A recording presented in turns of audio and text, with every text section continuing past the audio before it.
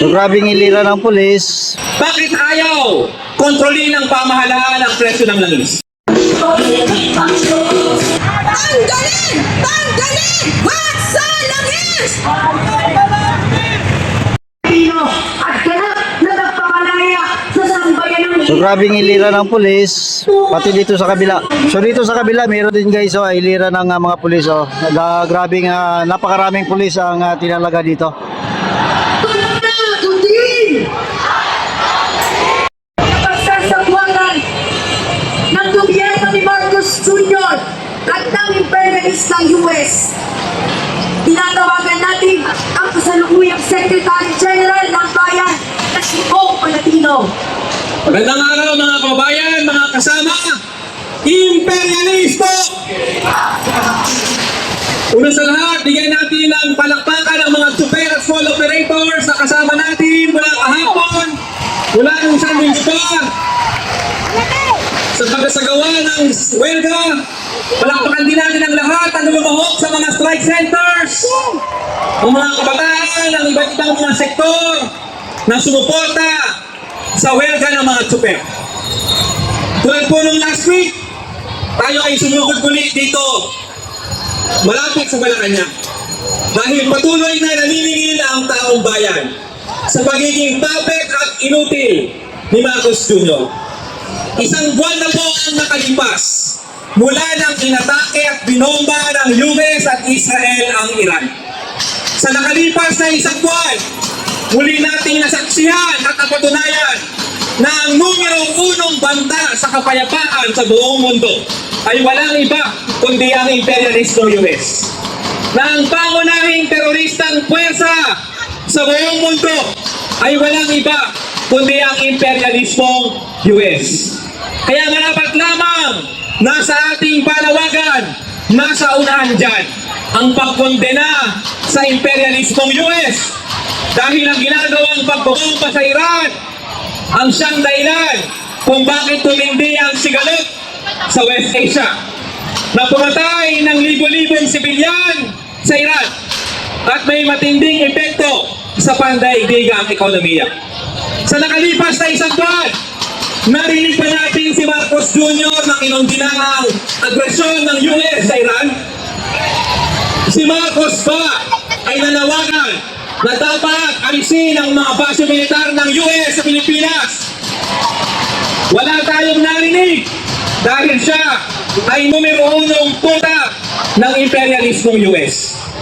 Si Marcos Jr. sa nakalipas na buwan, muli niyang pinatunayan na siya ay sunod-sunod sa dikta ng imperialismo at ng mga dayuhang puwersa. Sa nakalipas na isang buwan, wala tayong narinig sa kanya na dapat ang mga oil companies kontrolin naman nila ang pagiging ganit sa super tubo. Sa halip na kausapin ng mga oil companies, sino ang pinagtitipid ni Marcos Jr.? Taong bayan.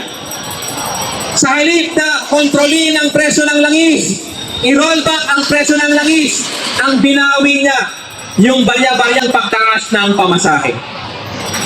Bakit ayaw kontrolin ng pamahalaan ang presyo ng langis? Bakit ayaw alisin ang buwis sa langis? Dahil alam nating lahat na sa bawat pagtaas ng presyo ng langis, nakikinabang ang pamahalaan. Nakikinabang ang mga kurakot sa pamahalaan. Kaya ayaw alisin ang excise tax, ayaw alisin ang VAT. Sa nakalipas na isang buwan, ang daming kasinungalingan nitong pamahalaan ni Marcos Jr. Sabi nila ang EDCA hindi raw US bases. Last week, ang sabi nila, everything is normal.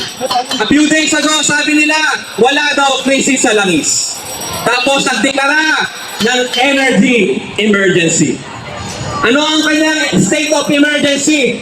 Walang malinaw na hakbangin para bawiin ang deregulasyon. Walang malinaw na direktiba para kontrolin ang pagtaas ng presyo ng langis. Kaya, kung hindi aksyon ng pamahalaan, kung hindi kikilos ang pamahalaan, sino ang kikilos? Taong bayan ang kikilos.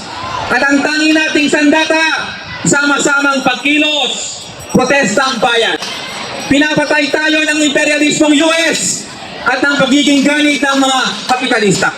Kaya ang sagot natin, higit na paglaban, protestang bayan, pagkakaisa ng taong bayan, mula sa pagkakaroon ng mga piket, mga community pantry, mga kusinang bayan, mga protestang bayan at welga, tuloy-tuloy ang pagkilos. Samahan natin ang mga tsuper, samahan natin ang mga manggagawa, samahan natin ang magsaka sa paglaban para sa tunay na pagbabago sa ating bayan. Imperialismo! Makibaka! Huwag matakot! Imperialismo! Ibagsak! Malinaw na walang ibang patutunguhan ang lipunang Pilipino, kundi kamatayan sa imperialismo dahil sa patuloy na pagpapakapit ng gobyerno ni Marcos Jr. kay Trump sa imperialistang US. At wala tayong ibang isasagot dito, kundi welcome bayan, kundi tuloy-tuloy na paglaban ng mamamayang Pilipino. Dahil sa pagiging packet ng gobyerno ni Marcos Jr., wala rin tayong ibang magawa, kundi magpasailalim sa mga neoliberal na polisiya na matagal nang nagpapahirap sa iba't ibang mga matayang sektor ng ating lipunan upang bigyan tayo ng mensahe para ipakita kung paano pinahihirapan ng imperialismo at ng inudil na gobyerno ni Marcos Jr. Hindi tayo